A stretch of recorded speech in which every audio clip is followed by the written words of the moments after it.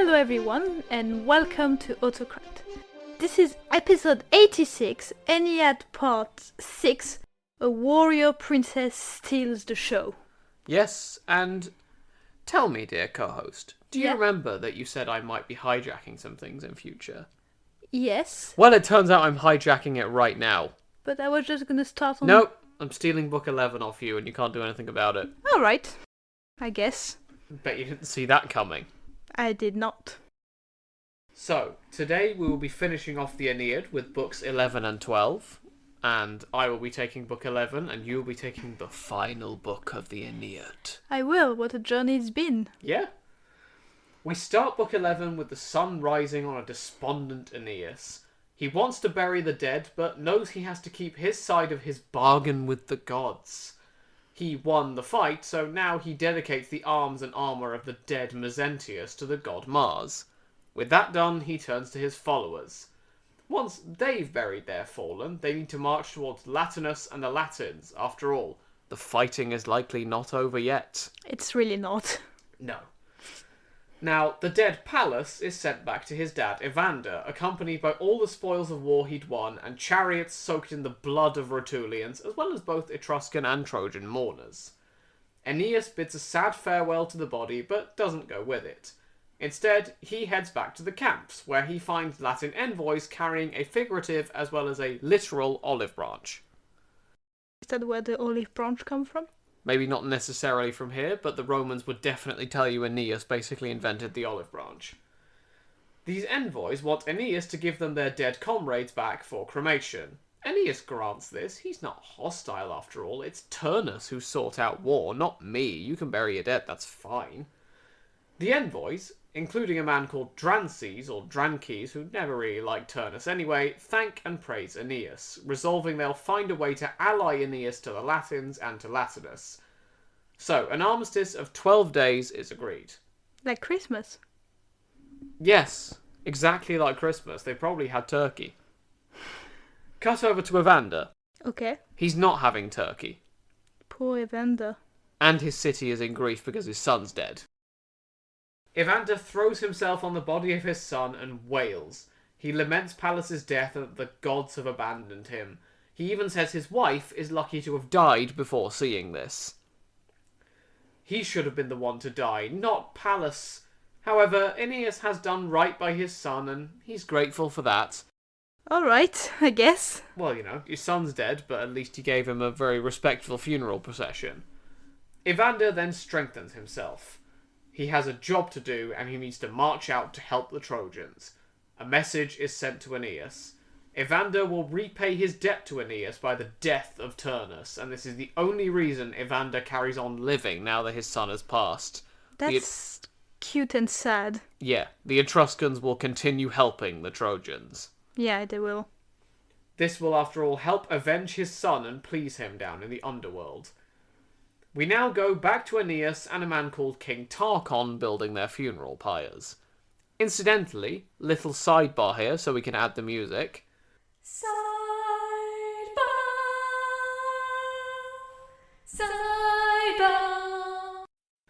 This Tarchon is supposed to be the legendary founder of the 12 cities of the Etruscans we talked about last time. You remember when I stole the episode and banged on about the Etruscans for ages? I do remember. Excellent. So, the grief is universal, and also extends to the Latins over in Latium, mourning for their dead. The Latins bemoan Turnus' martial ambition as having caused this war. They now want the war to be decided instead by single combat. It seems easier and cleaner. Drances, the grumpy envoy who's now back in the city, reinforces his demand, saying that Aeneas is challenging Turnus and only Turnus. Equally, there are voices in favour of Turnus winning and not going off and getting himself killed, I suppose, such as Queen Amata. So the situation is tense.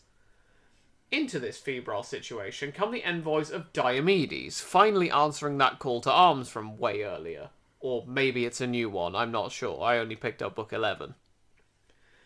As you said a few episodes ago, Diomedes is not going to show up.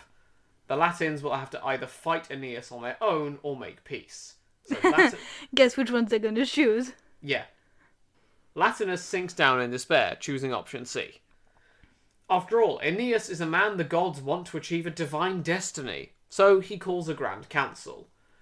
A councillor called Venulus, who was one of the ambassadors to Diomedes, speaks first, essentially reporting back what they've heard. Diomedes had said that the Latins should not provoke war, and as one of the people who ransacked Troy, he knew how hard war could be. After all the Greeks who fought at Troy have come to ruin. Ulysses wandered far and wide, Menelaus was pushed away to the pillars of Proteus, Neoptolemus' kingdom crashed and burnt, Agamemnon was killed by his wife, and now Diomedes will never see his realm of Calydon or his wife again thanks to the anger of the gods. I assume this pillar of Proteus thing, by the way, refers to the king of Egypt / the old man of the sea. Basically, it's Menelaus goes to Egypt, which we might come back to in future. Okay. Now, Diomedes has had no quarrel with the Trojans since that day in Troy, so give your gifts to Aeneas instead of me. Long story short, Venulus repeats the answer that Diomedes will not fight, and the council breaks up into worried murmuring. Latinus then speaks. The Latins' fortunes have been shattered by this war, but Latinus has a solution. He owns a really old kingdom next to the Tiber River, which is currently being lived in by a bunch of farmers. Why not give this kingdom to the Trojans as a peace offering? The Trojans can even live in Latin territory if they want. Equally, if they want to move on, Latinus suggests they will construct a fleet of 20 ships for them to carry on in. He suggests 100 nobleman envoys go to Aeneas with this suggestion. Drances now stands up and basically goads Turnus, who is also in this assembly, to fight Aeneas in single combat. He not only hates Turnus, by the way, but is also jealous of him. I'm assuming he's hoping he's going to get himself killed in the fighting. Turnus likes the idea of this, boasting of his past accomplishments, slamming Drances as a worse fighter than him, and complaining that Diomedes and the Myrmidons are afraid of the Trojans. Ooh, you big babies. The debate continues, however, until Aeneas is spotted moving his camp towards the city of Laurentum. Turnus sarcastically suggests that the council had better get on with harping on about peace. After all, it's only their opponent rushing towards them, no hurry or anything. The idea of single combat seems to go out of the window for now, as an army is drawn up while the city is made ready for a siege. Among the details we get here, by the way, is that Amata and Lavinia are walking round on the walls, which really gives me a feeling of Helen back during the Trojan War staring down at the Greeks. Anyway, Turnus gets himself ready and is joined by the coolest person in this entire book. She is a warrior woman called Camilla. Yeah. She will face the Trojan cavalry, while Turnus takes a stand near the gates to protect them, although Turnus does give her some reinforcements to take with her. So, battle begins. Ooh. You might be thinking, who on earth is this Camilla person? Well, I've read the book, so I'm not, but I'm sure our listeners are. Okay, well, I was thinking that, and now you have to deal with that. Well, she has a backstory, as told to us by the goddess Diana through her telling it to a nymph called Opis. Camilla is the daughter of King Metabus of Preventum and a woman called Casmilla. She was named after her mother with one letter difference. Metabus was kicked off his throne and he snuck his daughter out with him, chased by his enemies. However, in his flight he came across the swollen river Amasenus, which was difficult to cross. Don't worry though, he has a plan. He does. What would you do in this situation? You've got people behind you wanting to get you, and there's a river in front of you which is going to be difficult to cross, and you're carrying your baby. Hide the baby in a bush quickly and fight off the people? No. Obviously the correct answer is tie your child to a spear, dedicate her to the goddess Diana, and throw the spear across the river. Alright. Why didn't any of you at home think of that? That was obviously the correct answer, which is what Metabus does. He also makes it across the river and retrieves her, by the way, after fighting off some enemies, because she, well, didn't die stuck in a spear in the ground. Very good. Could have just hidden her in a bush. He could have, but instead he afterwards hides her in the mountains and raises her, since no cities would accept this exiled king, and he teaches her to fight. Nice. A lot of mothers apparently wanted her as a daughter-in-law, but she dedicated herself to Diana alone. Diana, now, back in the present, asks the nymph Opis to help Camilla, firing Diana's arrows at anyone who tries to hurt her. So, There's a back and forth of fighting going on in front of the gates, but Camilla's enemies get shot down by Opis, while Camilla fights with a spear and an axe like a boss. Her warrior women, Tarpeia, Tulla and Larina, also followers of Diana, fight alongside her like the Amazons of old. Now, there's a very cool line where she says the man she's got at her mercy will have a famous tale to bring to the underworld. After all, he has the honour of being killed by Camilla's spear.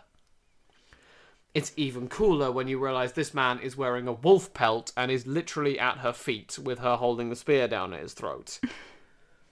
Now, Jupiter is watching all of this, and he goads the Etruscan Tarchon into action. Remember, he's with Aeneas, so against Camilla. Tarchon rallies his men and shames them into being afraid of a mere woman. Sexist much? Yep, it seems to do the trick though. We get a duel between Tarchon and Venulus the envoy at this point. Tarchon fights with the broken off head of a spear, with Venulus struggling to push the spear away from his throat and fighting back until Tarchon kills him. This rallies the Etruscans and they charge.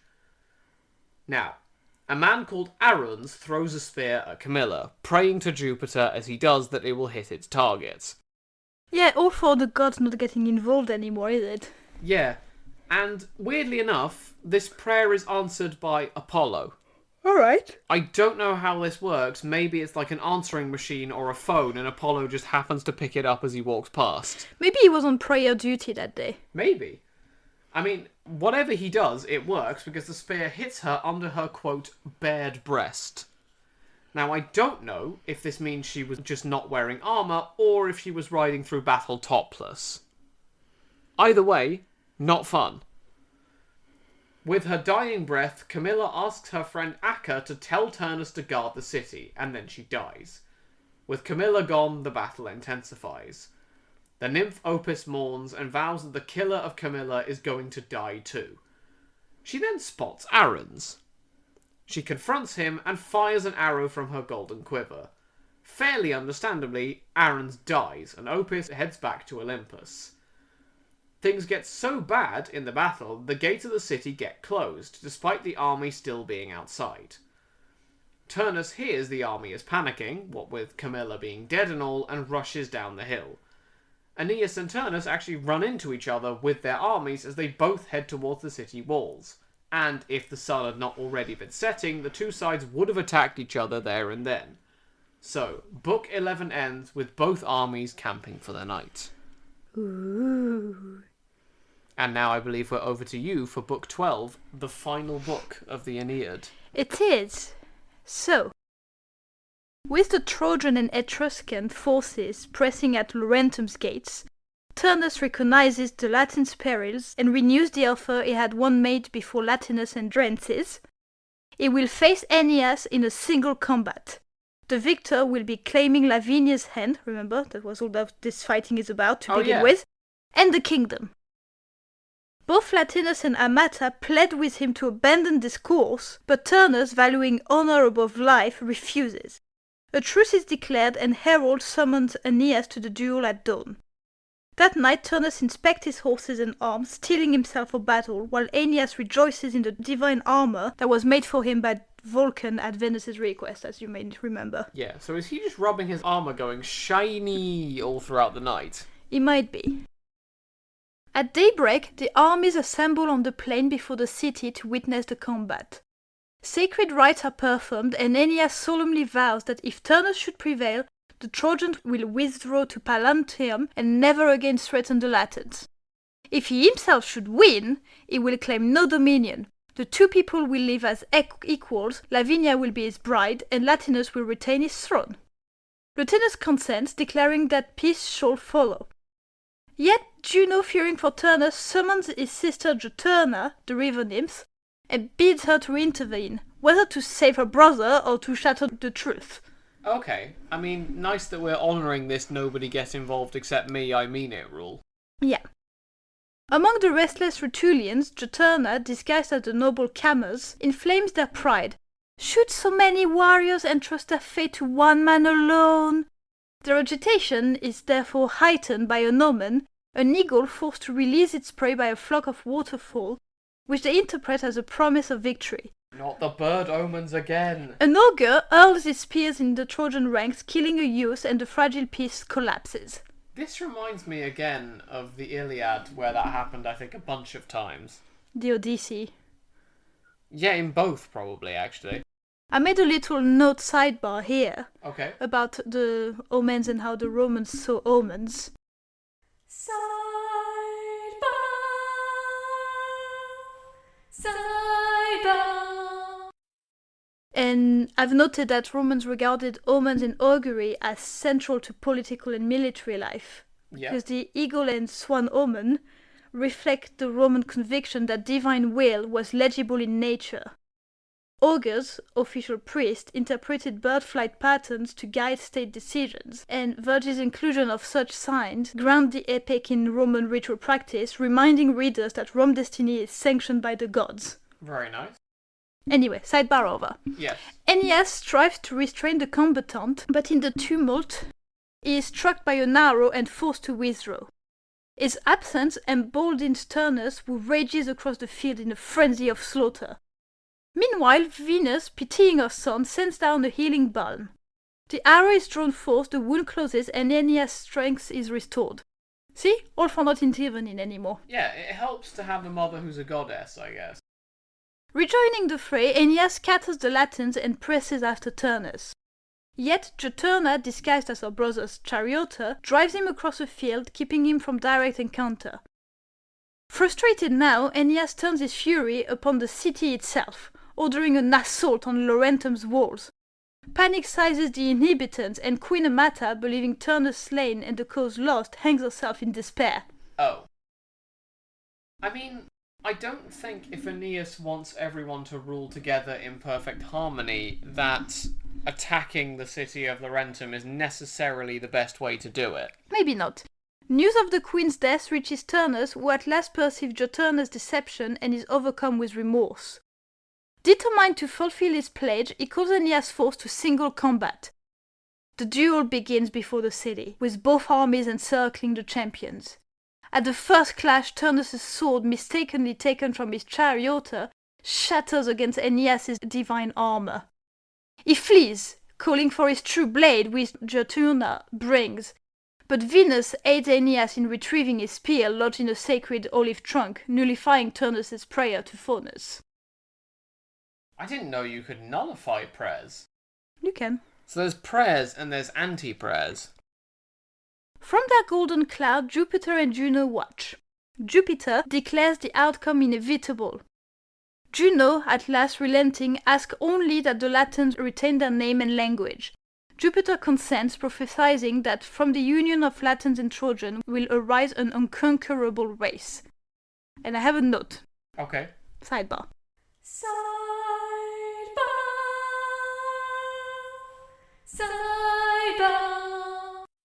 Juno's resistance to Aeneas is not only mythic but also political allegory.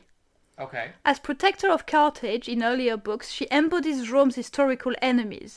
Her final concession here, that the Trojan adopt a Latin name and language, mirrors Rome's practice of cultural assimilation, where conquered people were integrated into Roman identity. And this reflects Augustan ideology, unity through absorption, not erasure. Okay. Yeah, we'll definitely come back to that idea of incorporating conquered foes. That'll come up a lot. Nice. Jupiter then dispatches a Fury who, in the guise of a bird, yes, a bird, No! terrifies Turnus and saps his strength. Aeneas hurls his spear, striking Turnus in the thigh and casting him to the ground. Helpless, Turnus acknowledges defeat and begs only that his body be returned to his father.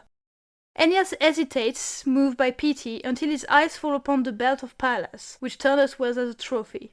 Rage surges back, and in vengeance for his fallen ally, Aeneas drives his sword into Turnus' chest, ending both the duel and the Aeneid. Wow. So, a couple of questions here.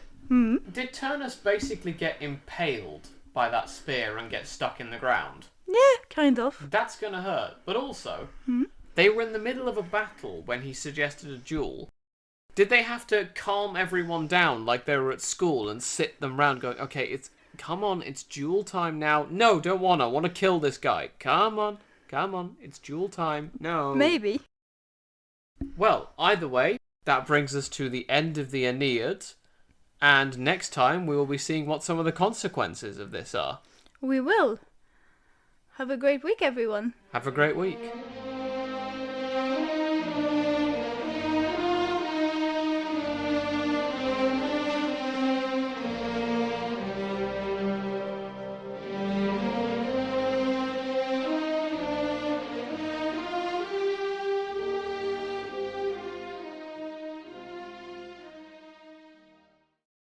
Well, the grief is universal. Hang on. Ugh, had a frog in my throat. A frog? Yes. Croak, croak, croak. Get out of the room, frog. Frog. Good, it's gone.